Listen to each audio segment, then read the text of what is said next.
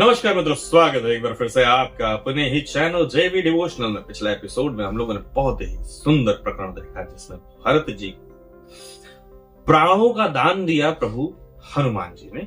ये बात बताकर, ये समाचार देकर के कि प्रभु श्री राम जी किसी भी क्षण अयोध्या में पधारने वाले हैं। एक प्रकरण में था, केवट वाला प्रकरण क्यों नहीं दिखाया गया या भरत जी की तरफ पीछे रिवाइंड में करके दिखाएंगे पता नहीं, लेकिन एक प्रकरण में है।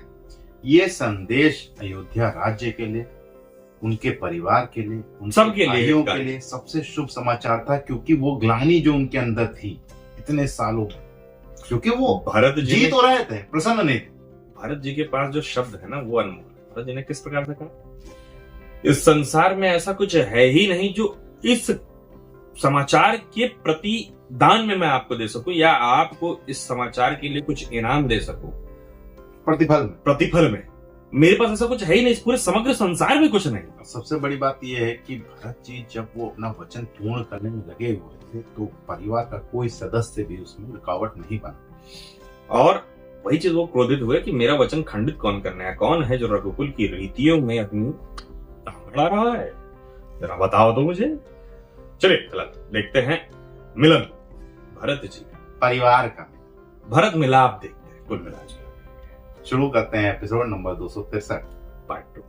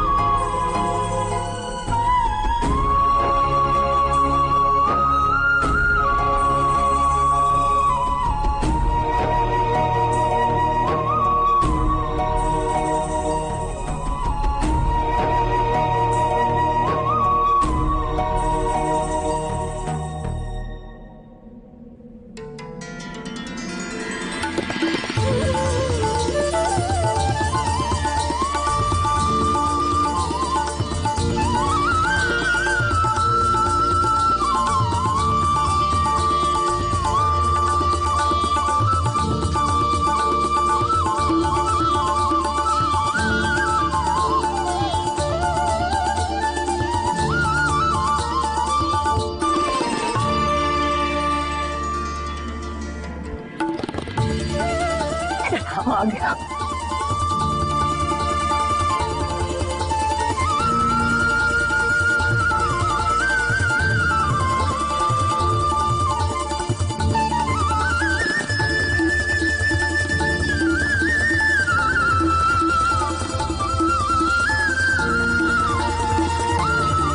मेरा राम आ गया, मेरा राम आ गया।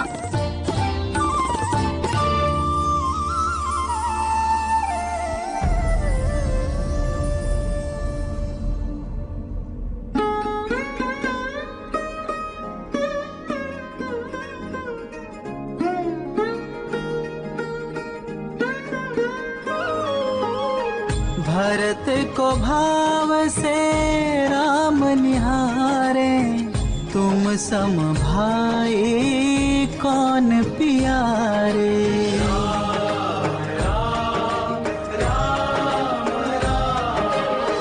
आए भरत संग सब लोगा, कृष्ण श्री रघुबीर वियोगा।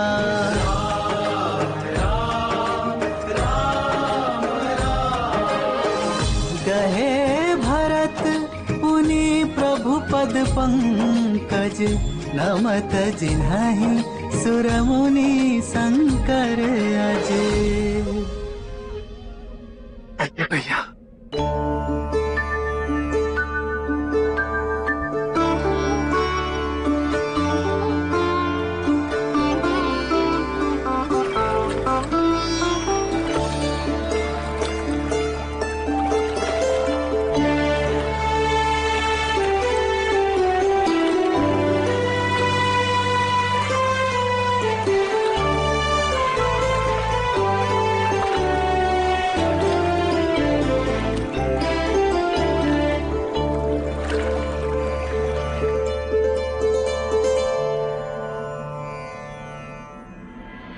चौदह वर्ष की ये प्रतीक्षा, तेरो भरत की कठिन परीक्षा।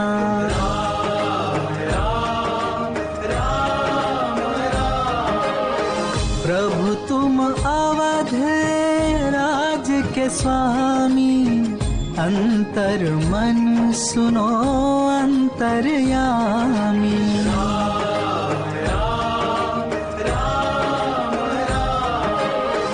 चरण पादुका राम को दीनी, हर्षित मन रघुधारण कीनी।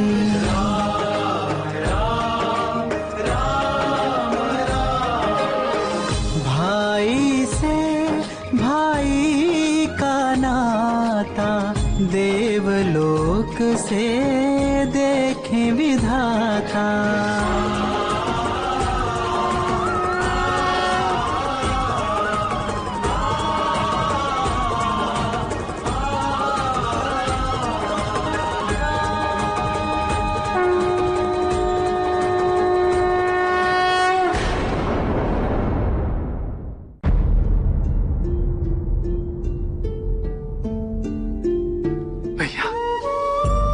आज आपके दर्शन पाकर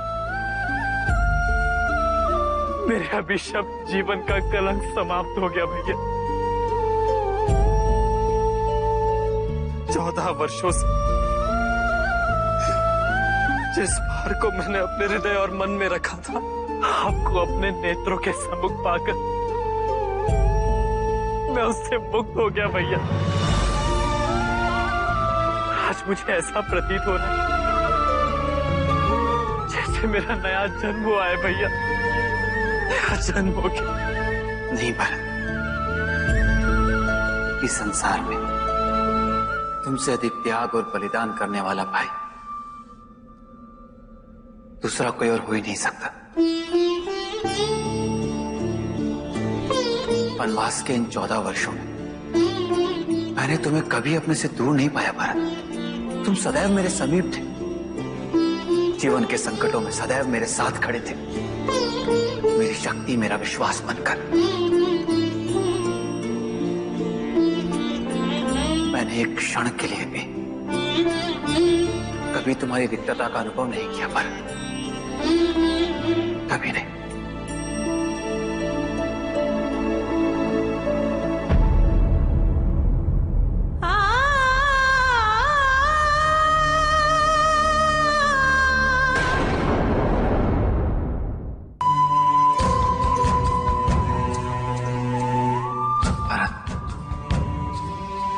इस संसार में पुत्र कुपुत्र हो सकता है, किंतु माता कभी कुमाता नहीं हो सकती।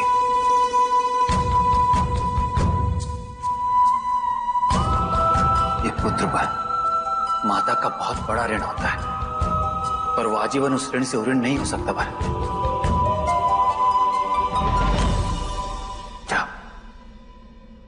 मां से क्षमा मांग अपने पुत्र धर्म का निर्वाह कर।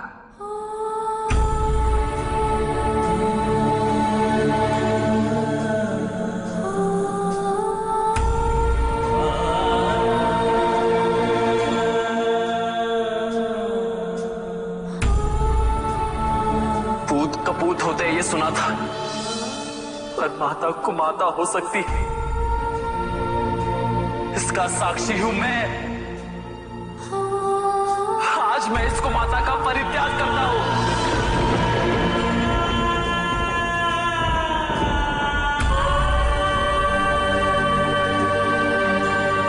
मां,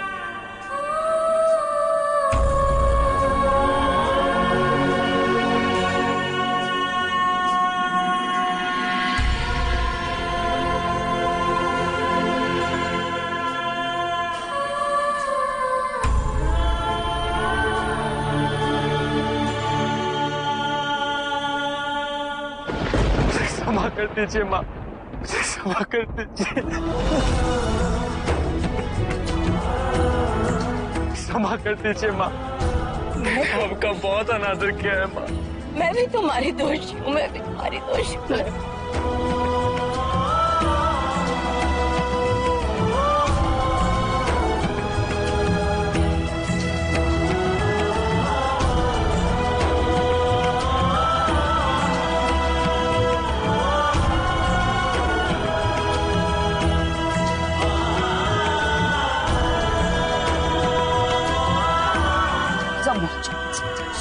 सब भूल गया। ईश्वर ने सब कुछ ठीक कर दिया, सब कुछ ठीक कर दिया। सुमन जी, संपूर्ण अयोध्या के नगर वासियों को सूचित कर दीजिए कि राम भैया वापस अयोध्या लौट आए। इसीलिए अब अयोध्या नगरी उनका भव्य स्वागत करेगी।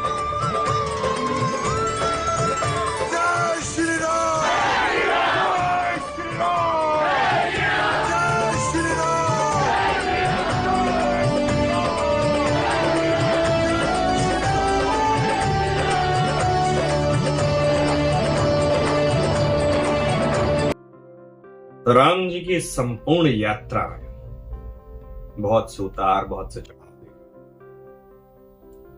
कुछ बहुत ज्ञानी मिले, कुछ बहुत अज्ञानी मिले, कुछ बहुत दानवीर मिले, कुछ बहुत ही ज्यादा लालची मिले, कुछ बहुत आलसी मिले तो कुछ बहुत तपस्वी मिले। भांति भांति प्रकार के व्यक्तित्व का परिचय रामचरितमानस में दे रखा है। प्रत्येक व्यक्तित्व आप अपने जीवन में कहीं ना कहीं देख सकते हैं, उससे कुछ सीख सकते हैं। सबसे बड़ा तपस्वी कौन? अगर देखा जाए तो सबसे ज्यादा तपस्वी कौन? तो त्याग और तपस्या दो अलग अलग चीजें हैं। त्याग तपस्या का दूसरा प्रतिरूप हो सकता है, लेकिन त्याग तपस्या नहीं हो सकती। सबसे बड़ा त्याग दिया लक्ष्मण जी की धर्म पर। सबसे बड़ी तपस्या किसने की? लक्ष्मण जी ने। लक्ष्मण जी के बड़े भाई लक्ष्मण जी के साथ में, उनको तो जब कुछ होता था तब दर्शन मिल जाते थे। तो तपस्या नहीं था, सेवा थी। फर्क है। तपस्या सबसे ज्यादा की भरत जी ने, सेवा सबसे ज्यादा की लक्ष्मण जी। इन 14 वर्षों में सभी ने त्याग दिया, सभी ने अपनी और सबन ने अपना जितना कर सकते थे हाँ, जो जिससे बन पड़ा वो उन्होंने किया। तो ये वनवास केवल प्रभु श्री राम जी, माता सीता या लक्ष्मण जी का नहीं था, ये वनवास कई के मन में था। भरत जी का था। भरत जी के पीछे उनकी पत्नी का था। उनकी पत्नी ने उनको इतना समर्थन दिया। उसके पीछे वो माताओं का भी था। वो उनके प्रेम को समझ पाए कि हाँ भरत जी अपने क्यों ऐसा कर रहे हैं, कितना प्रेम करते हैं, मैं उसमें बाधा नहीं बन सकती। और सबसे छोटा भाई होने के नाते शत्रुघ्न जी, जिनको कभी ये सोचा भी नहीं होगा उन्होंने कि मुझे कभी राजपाट संभालना पड़ेगा, मैं तो फुल चौड़ में जीऊंगा अपनी जिंदगी, 3 भाई बड़े हैं, कोई दिक्कत नहीं। सोचिए उनको राज संभालने को मिली, मतलब अचानक से उनके ऊपर समस्त अयोध्या का कार्यभार आ गया। ये अपने आप में बहुत बड़ा चैलेंज है, और उन्होंने वो एकदम सेवा और दक्षता के साथ। देखिए उनके पास कोई ऑप्शन नहीं था, वो त्यागते तो जाता था। अयोध्या राज्य भी संभालना था, प्रजा को भी देखना था। सबसे छोटा होने के साथ उन्होंने बहुत बड़े वो कर्तव्य जिम्मेदारी को उन्होंने वहन किया। क्योंकि भरत जी उसके लिए रेडी नहीं हो पा रहे। ठीक है, जिस प्रकार के प्रकरण दिखाए गए, अभी राज्याभिषेक होना बाकी है। राज्याभिषेक होने के बाद जब प्रभु श्री राम जी पे वो राज्य भार आएगा और वो राजा बनेंगे, तब वो राजा की तरह जब सोचना चालू करेंगे, देखते हैं उसके बाद क्या। और ये भव्य समारोह में आप सबका स्वागत है हमारे साथ देखने के लिए। तो फिलहाल इस एपिसोड को मित्रों करते हैं यही समाप्त। शीघ्र ही मिलेंगे राज्याभिषेक के साथ, तब तक के लिए राधे राधे।